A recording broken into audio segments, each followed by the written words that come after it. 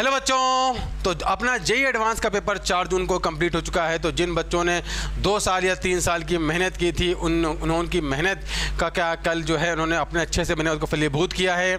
और अब जब बच्चों का पेपर हो चुका है तो बच्चे इस बात को लेकर क्या है थोड़ा सोच में है कि हमारा पेपर कैसा हुआ, यह जानने के लिए वो आंसर की आप जानना चाहते हैं बच्चों कि हमारे पेपर के आंसर की क्या थी। तो हम बच्चों इस वीडियो में लेकर आए हैं पेपर 1 जो मेमोरी बेस्ड पेपर है जेईई एडवांस का, उसके फिजिक्स पेपर के स्पीड सॉल्यूशन के बारे में बात करेंगे हम और इसके आंसर की देखने वाले हैं। और अगर बात की जाए बच्चों इस पेपर के बारे में, तो अगर हम पेपर के एक करते हैं कंसाइज एनालिसिस पेपर 1 में, तो पेपर 1 जैसा कि मैंने बच्चों से बात की, बच्चों ने बताया कि जो फिजिक्स और केमिस्ट्री जो थी वो actually that was moderate side shifted थी, और जबकि मैथ्स जो थी वो क्या थी, थोड़ी लेंदी थी और थोड़ा टफ लगी है बच्चों को। तो ओवरऑल पेपर अगर बात करें तो वो क्या है मॉडरेट टू हल्का सा टफ साइड शिफ्टेड था बिकॉज ऑफ मैथमेटिक्स।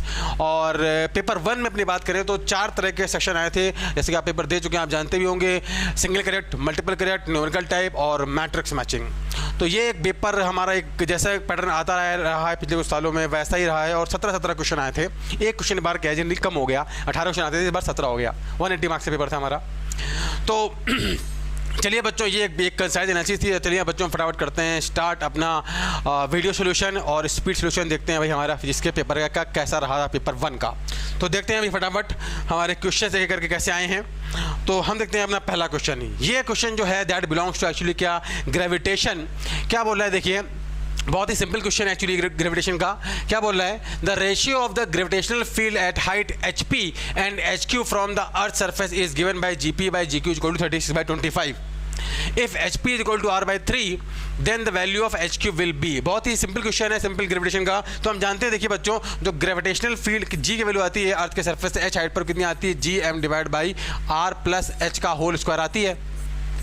हमसे बोल रहा है कि जो पॉइंट P है उसकी हाइट r/3 है और पॉइंट Q की हाइट हमसे पूछ रहा है, HQ पूछ रहा है, और उनके हमें G का रेशियो दे रखा है।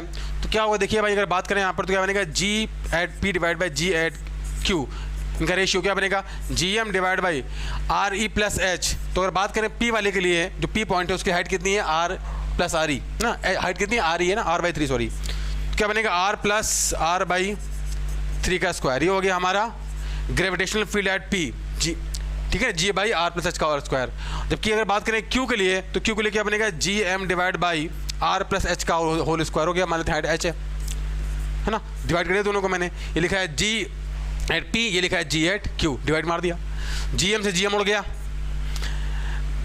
GP बाई GQ में रखा 36/25। तो कितना बनेगा देखो यहाँ पर, यहाँ लिख दूँ मैं, ये बनेगा कितना 36/25 इज इक्वल टू कितना आ जाएगा, यहाँ आ जाएगा हमारा R प्लस H का होल स्क्वायर डिवाइड बाई यानी कितना, ये बनेगा हमारा 4R/3, 4R/3 का होल स्क्वायर।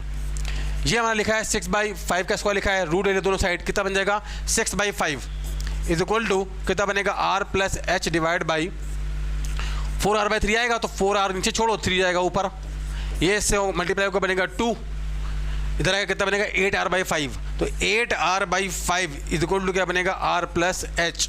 तो यहाँ से H कितना आ जाएगा हमारा, H आ जाएगा 3R/5। ये एक्चुअली एक सिंपल क्वेश्चन था ग्रेविटेशनल फील्ड का, और बहुत सारे बच्चों ने इस क्वेश्चन को क्या है सही किया होगा, मेरा मानना है ऐसा। बहुत सिंपल क्वेश्चन था ये बच्चों। कितना आंसर आएगा इसका, बी ऑप्शन आएगा 3R/5। सिंपल क्वेश्चन था ये। चलिए देखते हैं हमारा नेक्स्ट क्वेश्चन क्या बोल रहा है। नेक्स्ट क्वेश्चन हमसे ये एक्चुअली क्या है, सिस्टम का बहुत ही सिंपल सा क्वेश्चन है। हमसे बोल रहा है क्या कि 2 small particles of mass 20 gram and 30 gram are connected with rigid massless rod of length 10 centimetre. यहाँ पे मैंने रखा है कि 2 मास है 20 ग्राम और 30 ग्राम के, और ये क्या रॉड है जिसकी लेंथ, कैसी रॉड है, मासलेस रॉड है, और इसके सेंटर ऑफ मास से यहाँ पर क्या एक जुड़ी हुई है, क्या यहाँ पे एक जुड़ी हुई है एक स्ट्रिंग है ना। क्या बोला, the centre of mass of the system is suspended bye A steel wire of torsional constant C।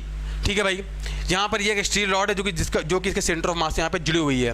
क्या बोला, if the system is slightly rotated in its plane the angular frequency of its oscillation in radian per second is given by n × 10⁻³ then write the value of n। बहुत ही simple सा question है जिसमें हमने क्या यहाँ पर centre of mass को इंक्लूड किया है। टॉर्शनल पेंडुलम का क्वेश्चन है। हमसे क्या बोल रहा है, देखो यहाँ पर ऐसे कि भाई ये 20 ग्राम है, ये 30 ग्राम है, इसको हमने सेंटर ऑफ मास यहाँ पे स्टील रॉड जोड़ रखी है।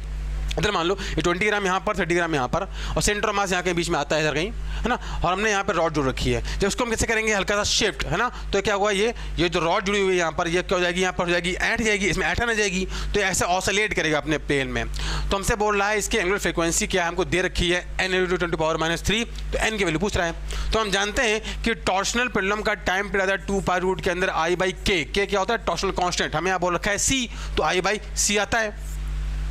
एंगुलर फ्रीक्वेंसी क्या होगी, देखो यहाँ पर 2π/ω होती है, तो ओमेगा कितना आ जाएगा, ओमेगा आ जाएगा हमारा कितना, रूट के अंदर c/i, ये आ गई हमारी एंगुलर फ्रीक्वेंसी। c क्या है, टॉर्शनल कांस्टेंट, i क्या है हमारे यहाँ पर मोमेंट ऑफ इनर्शिया, क्या किसके अबाउट, जिस एक्सिस के अबाउट बॉडी कर रही है रोटेट, तो कौन सी एक्सिस के अबाउट कर रही है बॉडी रोटेट, यहाँ पर सेंटर ऑफ मास से पास होकर जाने वाली एक्सिस के अबाउट, इसके अबाउट घूम रही है ऐसे ना। तो हमें क्या करना पड़ेगा, यहाँ पर निकालना पड़ेगा मोमेंट ऑफ इनर्शिया इस सिस्टम का इस एक्सिस के अबाउट। अब प्रॉब्लम क्या, हमको यहाँ पर ये दूरी नहीं पता है ना, तो ये हमें दूरी निकालनी पड़ेगी, पहले सेंटर ऑफ मास कहाँ इसका लाई करेगा।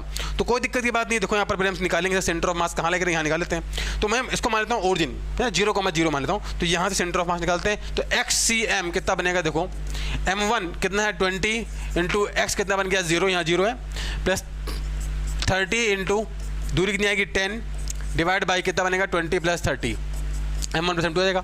तो XCM सेंटर ऑफ मास की दूरी कहाँ से, यहाँ से कितनी आ जाएगी भाई, देखो ये बन जाएगा हमारा 300 डिवाइड बाई कितना बन जाएगा 50, तो 300 डिवाइड बाई 50 कितना बन जाएगा हमारा, आ जाएगा 6 सेंटीमीटर।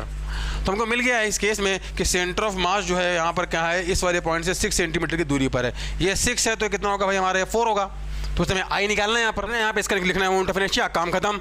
आई निकालते हैं, आई क्या बनेगा, देखो आई बनेगा M1r1² + M2r2²। M1 कितना है हमारा, M1 रखा 20 ग्राम, तो 20 × 10⁻³ इंटू R1 कितना है हमारा, R1 है हमारा यहाँ पे 6, तो इंटू 6 × 10⁻² ठीक है, प्लस ऐसे क्या बनेगा 30 × 10⁻³ इंटू कितना बन गया 4 × 10⁻², ये बन जाएगा। ये देखो यहाँ पर मैथ करेंगे फटाफट, देखो यहाँ पर ये कितना बन गया, ये आएगा 10⁻² बन जाएगा, ये बन जाएगा 10⁻², ठीक है।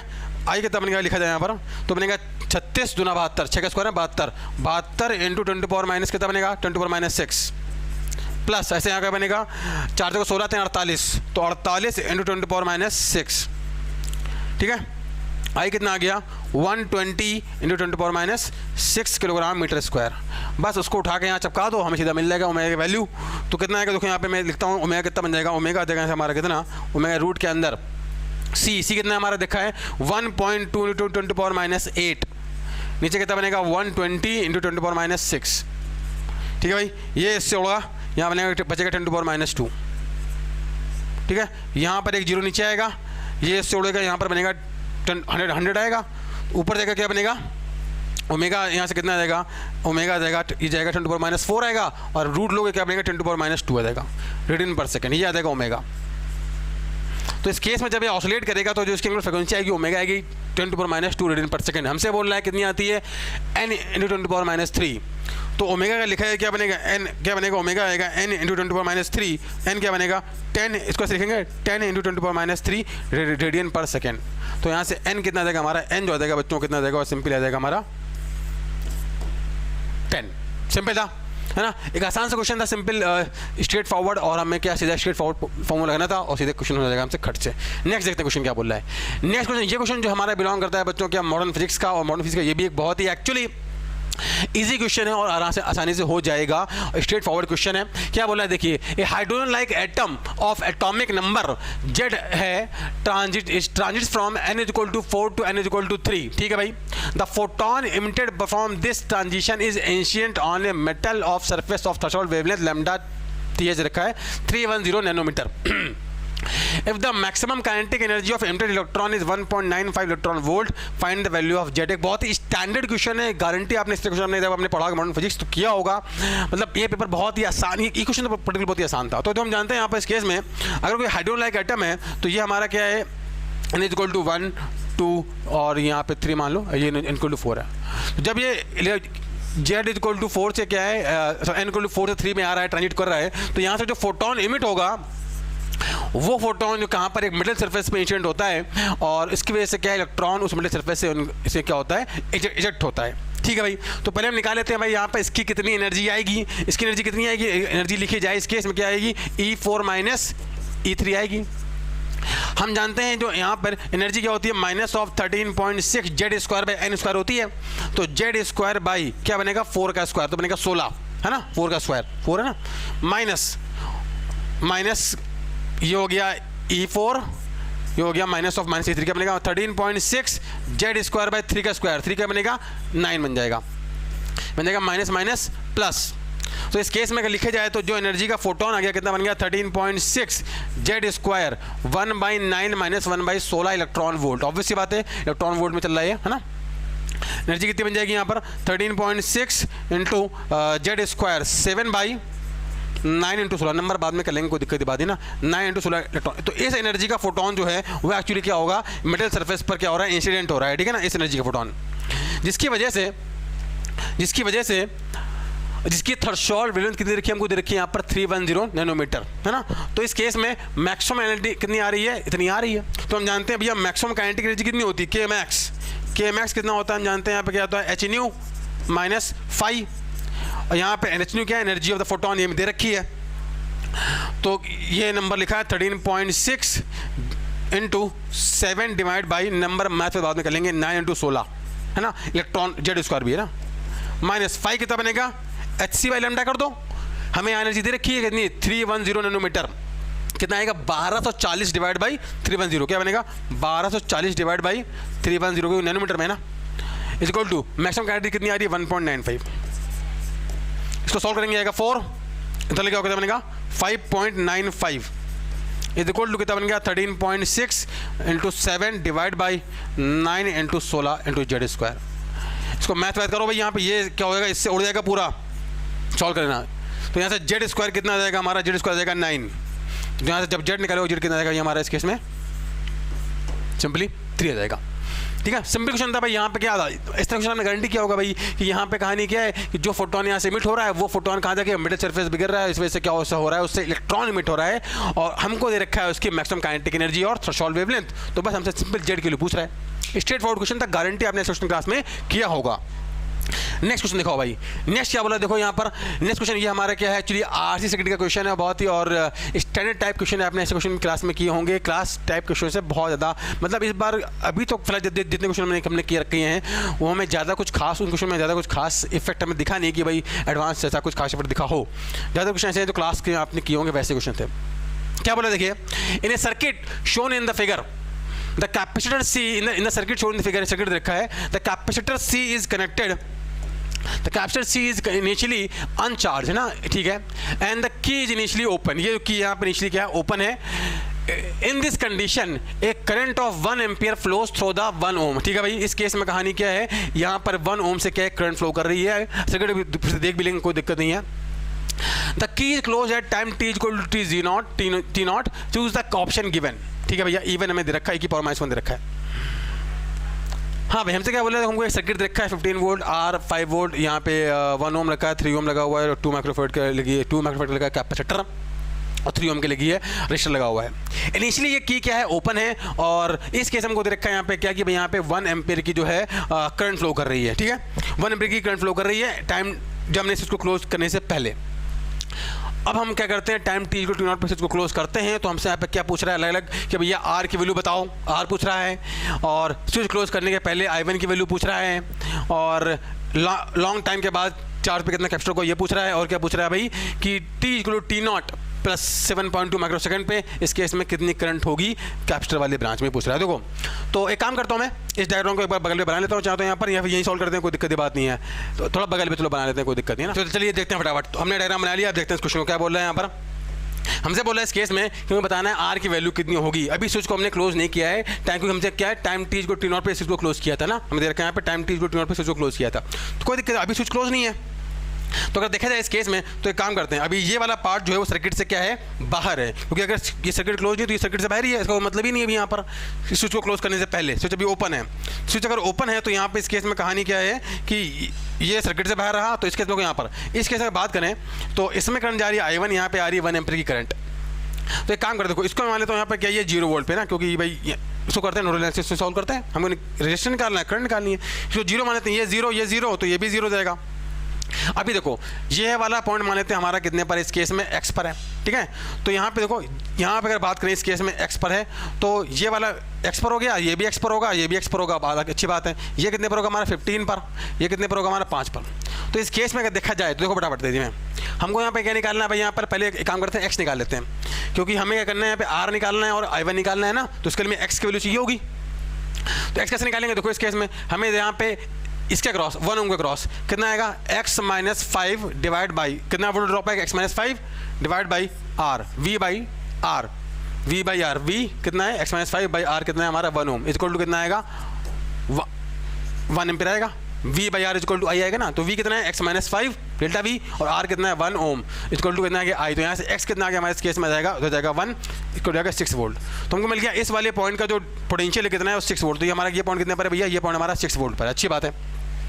ये पॉइंट हमारे 6 वोल्ट पे, देखो कोई दिक्कत नहीं, अब हमको चाहिए कि यहाँ पे R और I1 चाहिए, खर्च से मिल जाएगा। देखो R कैसे निकालेंगे कि इन दोनों पॉइंट के क्रॉस कितने का ड्रॉप है, 15 माइनस 6 का ड्रॉप है, तो यहाँ पे करंट ऐसे फ्लो करेगी ना ऐसे।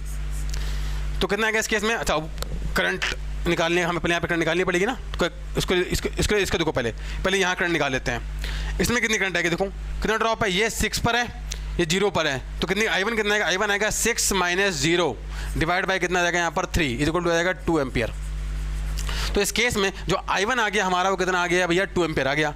I1 कितना आ गया हमारा इस केस में, वो आ गया 2 एम्पियर। देखो यहाँ पे, तो इस अभी क्या है, स्विच क्लोज नहीं है, तो ये वाले भाई साहब सर्किट से बाहर है, ये सर्किट से बाहर है, इसका कोई मतलब ही नहीं है। यहाँ पे आ रही है कितनी 1 एम्पियर, यहाँ पे आ रही है कितनी 2 एम्पियर। इसका मतलब क्या है, यहाँ पे कितनी करंट आ रही होगी भैया, 3 एम्पियर आ रही होगी। कैसे, नोडल एनालिसिस से देखो ना, जंक्शन लॉ, यहाँ पे कितनी 3 एम्पियर की करंट यहाँ से जा रही है, तो यहाँ से 3 एम्पियर की करंट आ रही होगी। इसका मतलब इस वाली ब्रांच में कितनी करंट है भैया, 3 एम्पियर है। तो I1 तो हमसे बोल रहा है कि स्विच क्लोज करने के पहले कितना था, 2 एम्पियर था, वो तो सही है, मतलब बी वाला हमारा ऑप्शन क्या है, करेक्ट है। अब बात करते हैं इस केस में R की वैल्यू कैसे निकालें, तो R देखो कैसे आएगा, हम R की बात करें इस केस में, तो इसके क्रॉस कितने का ड्रॉप है, देखो यहाँ पर 15 माइनस 6 को, ये 6 वोल्ट पर है ना, 15 माइनस 6 नहीं करते, 15 माइनस 6 डिवाइड बाई R कितना है पता नहीं, इक्वल टू कितना आएगा I, कितना बन गया 9 बाई R इक्वल टू 3। तो यहाँ से कितना जाएगा R जो जाएगा हमारा, R कितना जाएगा, सॉफ्ट थोड़ा R कितना जाएगा भाई यहाँ पे 3 ओम। तो इस केस में हमारा ये वाला ऑप्शन में क्या है, करेक्ट है कि भैया R की वैल्यू कितनी होगी हमारी इस केस में 3 ओम होगी, अच्छी बात है। तो ये वाला पार्ट भी हो गया। अब हमसे क्या बोल रहा है, देखो यहाँ पर at t tending to infinity, पहले अब हम इसको देखते हैं क्या बोल रहा है। एट टाइम t नॉट पर हमने क्या किया, स्विच को क्लोज कर दिया है। तो भाई एक काम करो, t नॉट को 0 मान लो यार भाई, एक सर्टेन टाइम पे टी नॉट है, टी नॉट की वैल्यू क्या है, इस जब हमने इसको क्लोज किया उस समय को मान लो कितना टाइम हमारा 0, तो हम टी नॉट को मान सकते हैं 0, ठीक है, अच्छी बात है। तो हमसे बोल रहा है कि करंट इन द कैपेसिटर कितनी होगी, टी नॉट प्लस 7.2 माइक्रोसेकंड पे, कोई दिक्कत की बात नहीं है, इसको सॉल्व करेंगे बाद में, पहले काम करते हैं, इसको कर लेते हैं। क्या बोल रहा है, at T tending to infinity charge on the capacitor कितना है 12 माइक्रो कूलम। अच्छा, T tending to infinity the long time बाद अगर बात की जाए तो देखो भाई लॉन्ग टाइम बाद क्या होगा, जब इस स्विच को हमने यहाँ पे क्लोज कर दिया है, आप देखो यहाँ पर समझते हैं, इस स्विच को ओपन ने क्या कर दिया, अभी स्विच ओपन था, अब हमने स्विच को क्लोज कर दिया। लॉन्ग टाइम बाद फिर से कहानी क्या होगी, इस वाली ब्रांच में कोई करंट नहीं फ्लो कर रही होगी। अगर इस वाली ब्रांच में कोई करंट नहीं फ्लो कर रही होगी तो इसका मतलब क्या है, इसका मतलब ये है कि ऑब्वियस सी बात है, यहाँ पर देखो कि भाई ये सर्किट जोड़ा होगा ना, क्योंकि अब सारे का सारा क्या होगा, सारे का सारा वोल्टेज ड्रॉप जो भी इस ब्रांच के क्रॉस आ रहा होगा, इसके क्रॉस वो इसके क्रॉस दिखाई देगा। तो इस वाली ब्रांच में कोई करंट नहीं फ्लो कर रही होगी। अगर इस वाली ब्रांच में कोई करंट नहीं फ्लो कर रही होगी तो देखो यहाँ पर इसका मतलब क्या है, ये वाला जो जंक्शन है यहाँ से ये शॉर्ट हो गया ना, ओपन हो गया ना। अगर ये ओपन हो गया है तो यही वाली कंडीशन बन जाएगी जो पहले कंडीशन थी, देखो ये वाली कंडीशन बन जाएगी जो पहले यहाँ पर बनी हुई थी, कि मतलब ये वाला पॉइंट 6 वोल्ट पर है, ये कितने पर है 0 पर है, और यहाँ से 3 एम्पीयर की करंट आ रही है, यहाँ पे 1 जा रही है, यहाँ पे 2 जा रही है, ये वाली कंडीशन फिर से बन जाएगी लॉन्ग टाइम बाद। तो टी टेंडिंग टू इन्फिनिटी पर ये वाली जो ब्रांच है हमारी क्या हो जाएगी, इस केस में यहाँ पर कैपेसिटर क्या हो जाएगा, ओपन हो जाएगा, इस वाली ब्रांच में कोई करंट जाएगी नहीं, और इस वाली ब्रांच में अगर कोई करंट नहीं जाएगी तो यही वाली कंडीशन बन जाएगी लॉन्ग टाइम बाद। मतलब ये वाला पॉइंट हमारा कितने पर होगा, 6 वोल्ट पर होगा, ये वाला पॉइंट 0 वोल्ट पर होगा। तो कैपेसिटर के टर्मिनल के क्रॉस ये 0 वोल्ट पर होगा, ये कितने पर होगा 6 वोल्ट पर। तो कैपेसिटर के टर्मिनल के क्रॉस कितना ड्रॉप आएगा भैया, ऑब्वियस सी बात है 6 वोल्ट का ड्रॉप आएगा लॉन्ग टाइम बाद, क्योंकि इसमें तो कोई करंट फ्लो नहीं कर रही है। तो इस पर चार्ज कितना आएगा, when T tending to infinity Q equal to कितना आएगा, C इंटू डेल्टा वी कितना है 6 वोल्ट, कितना चार्ज आएगा 2 माइक्रो फैरेड इंटू 6 कितना बन जाएगा 12 माइक्रो कूलम। तो लॉन्ग टाइम बाद ये स्टूडेंट हमारा सही है, after long time charge on the capacitor कितना आएगा हमारा 12 माइक्रो कूलम आएगा, सही बात है। अब हम जरा बात कर लेते हैं इस वाले भाई साहब की, ठीक है ना। अब हम इसकी बात करते हैं। तो देखो यहाँ पर ये कौन सी कंडीशन है, ये है इंटरमीडिएट कंडीशन, ठीक है ना। इंटरमीडिएट कंडीशन है, तो हमें किसके लिए क्या हमसे पूछ रहा है, बताओ कि इसके लिए काम करते हैं, इसको यहाँ सॉल्व करते हैं, ठीक है ना। इसको यहाँ सॉल्व कर लेते हैं, ठीक है, थोड़ा इसको इधर ले आते हैं ना। क्या बोल रहे हैं कि at T nought plus 7.2 micro second पर करंट ऑन द कैपेसिटर कितनी होगी। तो अगर हमें इस कैपेसिटर में करंट निकालनी है ना, किसी सर्टेन टाइम टी पर, जनरल टाइम टी पर, तो एक काम करना पड़ेगा, इसके लिए निकालना पड़ेगा charge on the capacitor general time T पर। अब बात आती है charge on the capacitor general time T पर कैसे निकाला जाए। तो देखो भाई तरीका क्या होता है, चार्ज ऑन द कैपेसिटर निकलने का तरीका देखिए। हम जानते हैं यहाँ पे एक सिंगल कैपेसिटर लगा हुआ है, तो चार्ज ऑन द कैपेसिटर कितना होता है, Q is equal to Q nought 1 minus e की power minus T by R equivalent into C होता है, ठीक है ना। Q नॉट क्या है, maximum charge on the capacitor. Maximum charge कितना आएगा, लॉन्ग टाइम बाद कितना आएगा 12 माइक्रो कूलम, लिखा है यहाँ पर 12 माइक्रो कूलम, है ना, 12 माइक्रो कूलम। तो Q इक्वल टू कितना आ गया हमारे इस केस में आ गया 12 micro coulomb into 1 minus e की power minus T by R equivalent क्या होता है। R इक्विवेलेंट क्या होता है कि तरीका सुनो, R इक्विवेलेंट क्या होता है बेटा कि यहाँ पर ये यहाँ रखते ना कि ये जो कैपेसिटर लगा है इसके टर्मिनल के क्रॉस R इक्विवेलेंट निकालो और क्या कर दो, बैटरी को क्या कर दो, शॉर्ट कर दो, बैटरी को क्या कर दो, शॉर्ट। तो बैटरी होगी शॉर्ट, बैटरी को शॉर्ट कर दो और क्या करो इस केस में कैपेसिटर के टर्मिनल के क्रॉस निकालो R इक्विवेलेंट। तो देखो अगर बैटरी हम शॉर्ट कर देंगे, बैटरी शॉर्ट कर देंगे तो कहानी क्या बन जाएगी, देखो यहाँ पर इसको हटाता हूँ। अगर हम बैटरी को शॉर्ट कर देंगे यहाँ से तो कहानी क्या बन जाएगी, ये ऐसा हो जाएगा। अब इस केस में क्या होगा, ये दोनों आ जाएंगे पैरेलल में, ये दोनों किस में आ जाएंगे, R कितना आया था हमारा 3 ओम आया था ना, ये दोनों किस में आ जाएंगे पैरेलल में, ये भी कितने में पैरेलल में। तो ये तीनों आपस में आ जाएंगे पैरेलल में और 3 ओम के साथ किस में आ जाएंगे सीरीज में। हम सारा के सारा रेजिस्टेंस कहाँ निकालना है, across the terminal of the capacitor. कहाँ निकालना है, across the terminal of capacitor. जब भी ऐसा करते हैं तो करते हैं रेजिस्टेंस निकालते हैं across the terminal of capacitor और बैटरी को कर देते हैं short.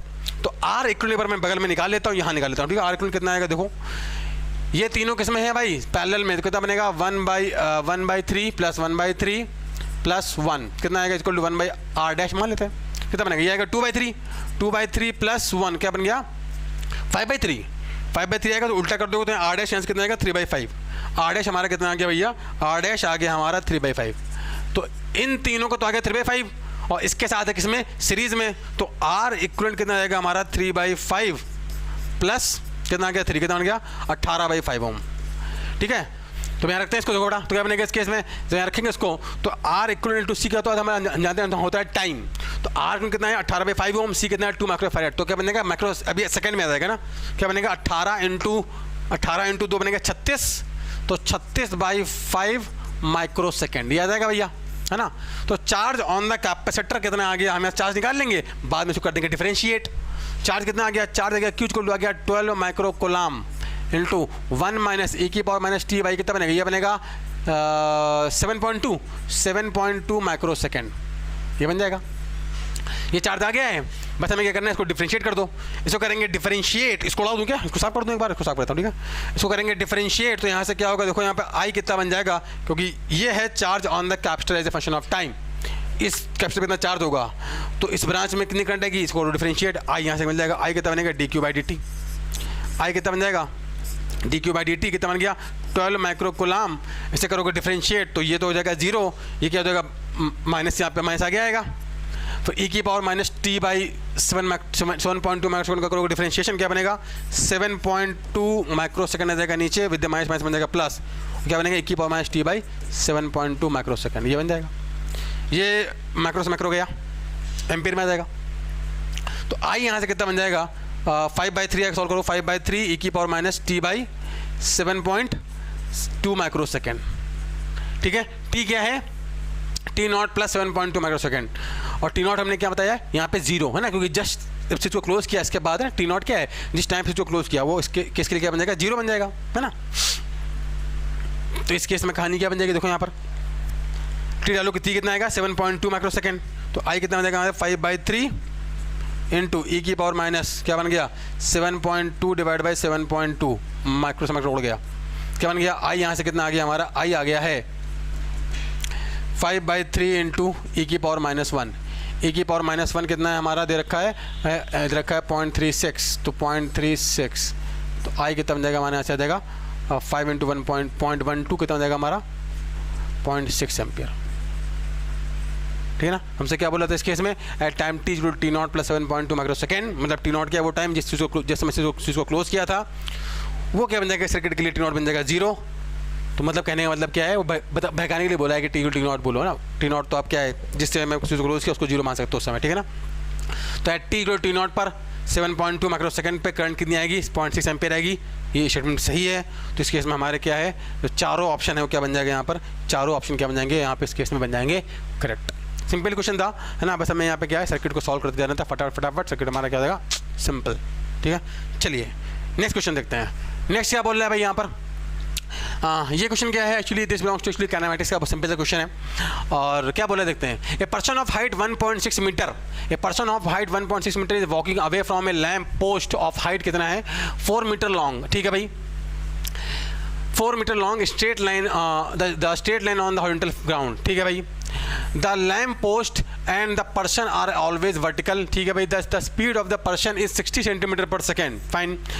Then find the speed of the tip point of its shadow, find the speed of the tip point of its shadow with respect to person in centimeter per second। क्या बोले हो यहाँ पर कि ये जो है हमारा यहाँ पे कोई लैम्प पोस्ट है ना, यहाँ पे कोई हमारा क्या एक लैम्प पोस्ट है और यहाँ पे एक जो पर्सन है वो क्या कर रहा है, इस यहाँ पे जो पर्सन है वो कैसे आगे क्या है आगे मूव कर रहा है आगे की तरफ, ठीक आगे जा रहा है।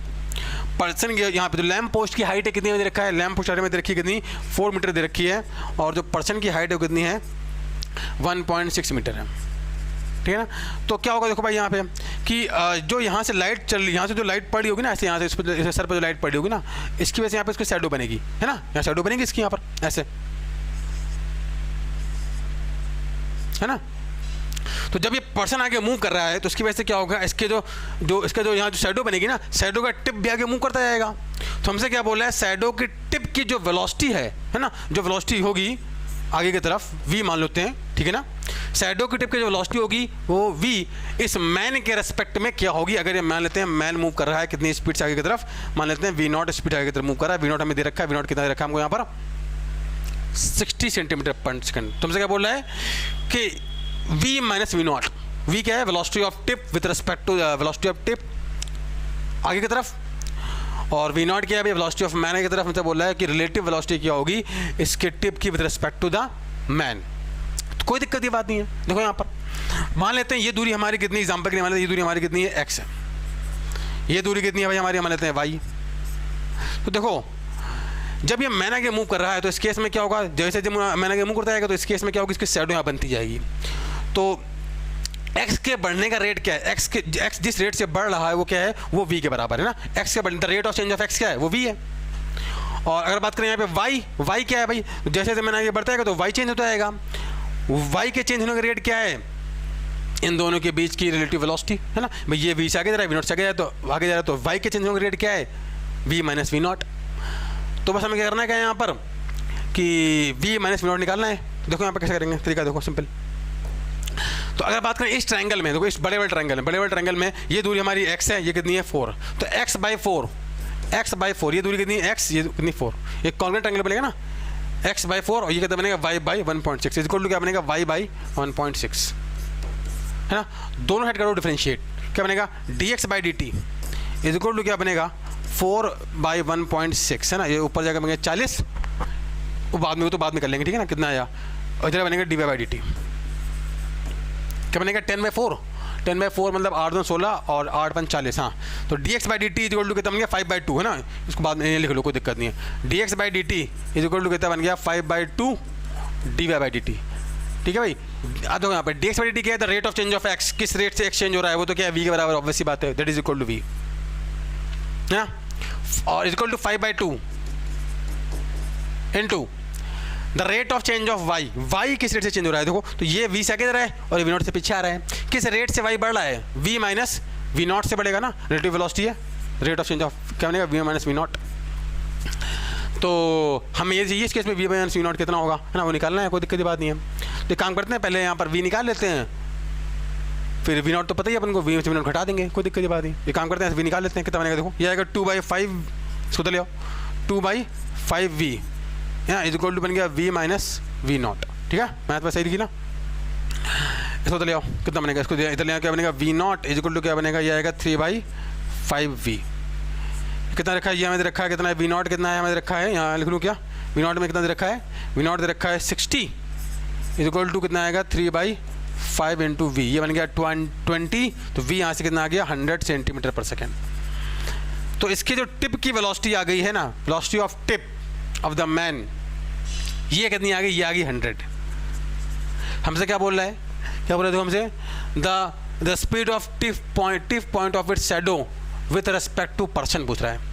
तो वी माइनस वी नॉट पूछ रहा है, वी कितना है 100, ये कितना है 60, कितनी आ जाएगी, वी माइनस वी नॉट कितना बन जाएगा 640 मीटर पर second. V minus V nought कितना, मीटर कर रहा हूँ centimetre, V minus V nought कितना बन जाएगा 40 सेंटीमीटर पर सेकेंड, ठीक है। तो ये था हमारा क्या, इसका सिंपल क्वेश्चन था, बस हमें कुछ नहीं करना था, यहाँ पर सिंपल काइनेमेटिक्स लगानी थी।